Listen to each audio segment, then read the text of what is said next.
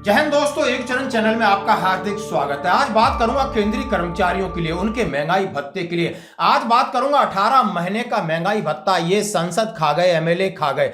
आज बात करूंगा कि अब मांग की गई कि महंगाई भत्ते की जो स्पीड है, आपने खरगोश की स्पीड को कछुए की स्पीड बनाया। आखिर इसमें क्या षड्यंत्र है? सरकार क्या चाहती है? क्या पेंशन भी बंद करेगी? क्या महंगाई भत्ता भी बंद करना चाहती है और सिर्फ बढ़ाना चाहती है? अपने संसदों का वेतन बढ़ाना चाहती है, भत्ते बढ़ाना चाहती है, पेंशन बढ़ाना चाहती है और टेबल थपथपा के उसका सभी लोग स्वागत करते हैं। कहीं किसी प्रकार का विरोध नहीं होता है। और इसी देश में उनके नीचे काम करने वाले 60 साल तक काम करने वालों के लिए आप उनकी पेंशन बंद करने की सोचते हो, पेंशन कटौती की सोचते हो। डीआर 8 महीने का डीए डीआर आपने 18 महीने का डीए डीआर आपने ब्लॉक करके आपने अपने काम में लगा लिया। और आप अभी डीए बढ़ोतरी सिर्फ 2%, यानी इस महंगाई में 2% कहां तक तार्किक है? तो दोस्तों, सबसे पहले संसदों की बात करूंगा। जैसा कि उन्होंने अपना वेतन भत्ता बढ़ाया, अब ये मांग कर रहे हैं कि हमारी संसद निधि 20 करोड़ कर दी जाए। यानी 2 करोड़ 5 करोड़ में काम नहीं चलता है। संसद निधि संसद की क्यों कर दी जाए?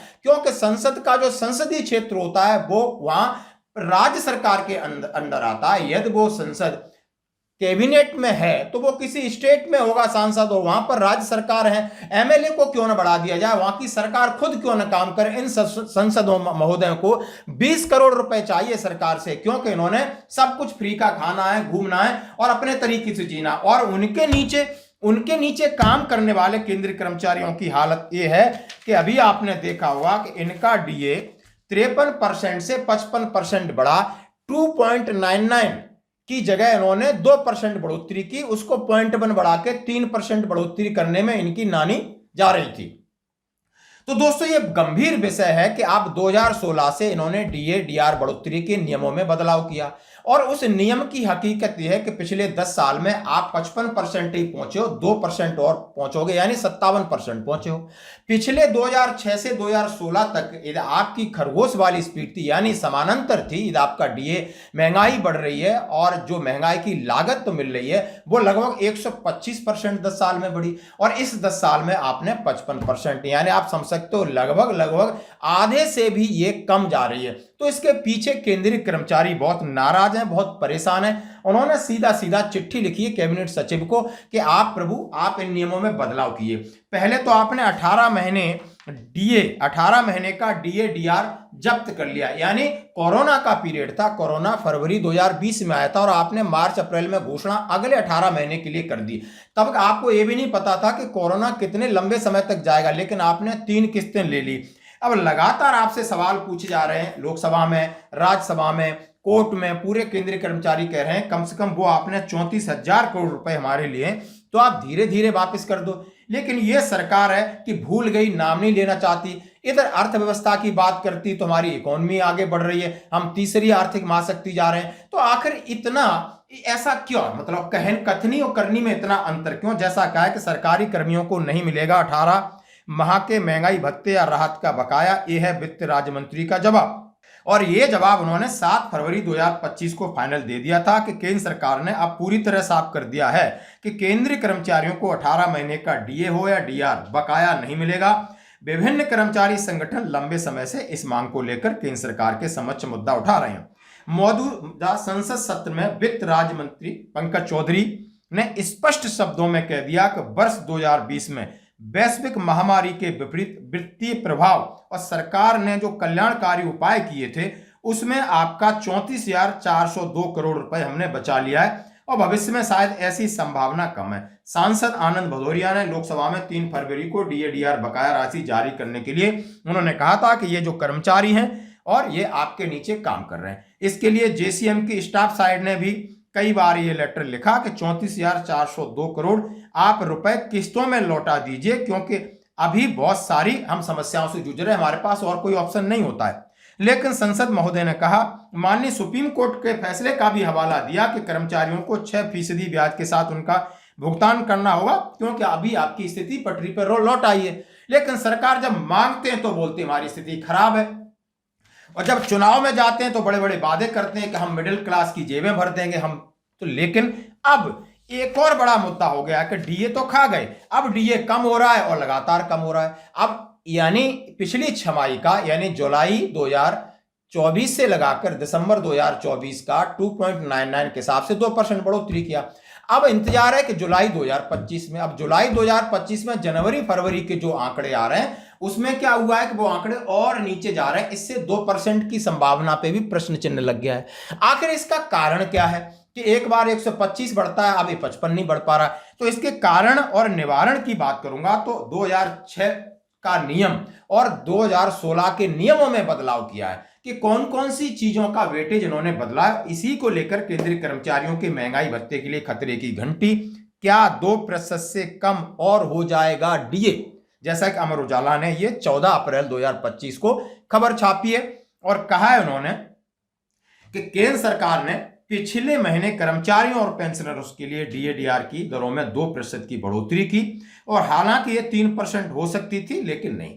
अब 2 महीने के और आंकड़े आ गए जारी, उससे बड़ा संशय, बड़ा एक डर पैदा हो गया कि अब 2% से भी डीए नीचे जाएगा, जबकि महंगाई कहीं कम नहीं है। आपने तो डीजल के दाम, पेट्रोल के दाम, दालों के दाम, खाने के तेल के दाम, कपड़ों के, स्कूल के फीस के, मेडिकल, इन सारी चीजों में कहीं कोई आप समझ सकते हो कोई गिरावट नहीं है।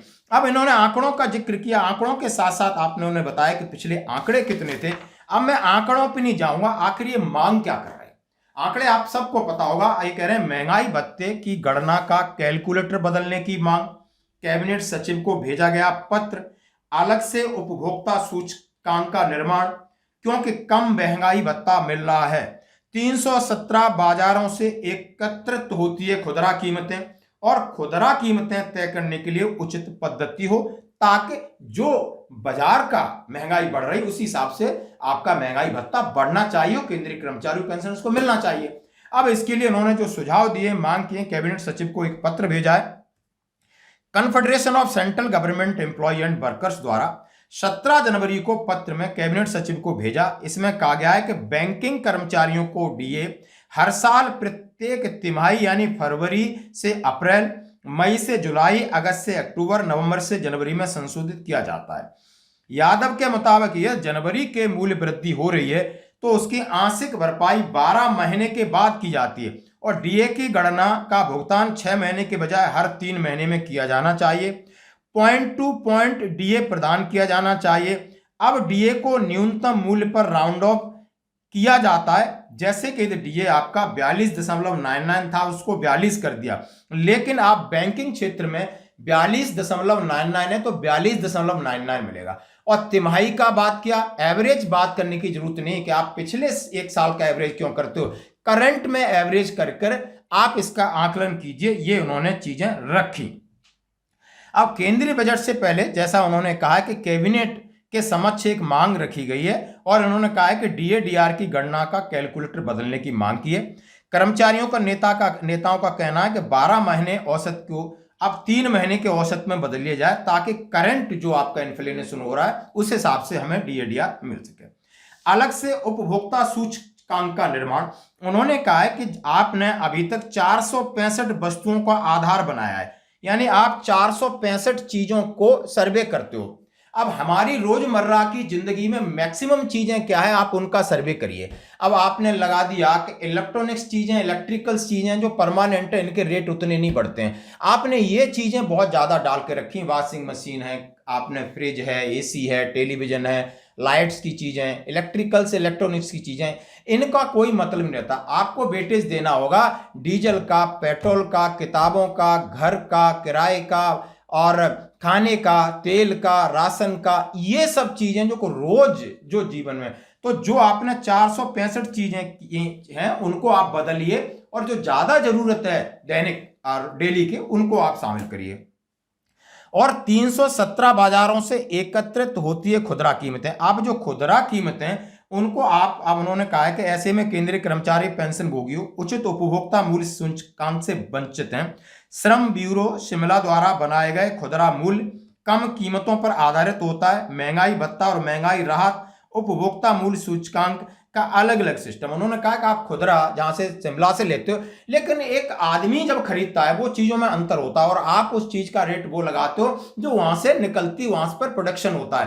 तो इन सब चीजों में बदलाव कीजिए ताकि जो डीए-डीआर है उसी हिसाब से बढ़े, जो कि बाजार में हमें फेस करना पड़ रहा है। जो पैसा हम देते हैं हमें मिलना चाहिए, लेकिन आपने जो आंकड़े बनाए हैं कि आपने बोला है कि 465 वस्तुओं उनमें बदलाव कीजिए, 317 बाजारों में उनमें बदलाव कीजिए, डीए को राउंड ऑफ कीजिए। उन्होंने तमाम चीजें जब ये बदल जाएंगी तो इसकी कैलकुलेशन की गणना बदलेगी और 2006 के 2016 के बीच में जिस तरह आपका डीए बढ़ता था 7-8%, इस तरह डीए बढ़ेगा और 18 महीने डीए और डीआर का जो पैसा है 34,402 करोड़, उसको आपको लौटाना पड़ेगा। इसके लिए सरकार के ऊपर दबाव बना जा रहा है। आपकी क्या राय? धन्यवाद।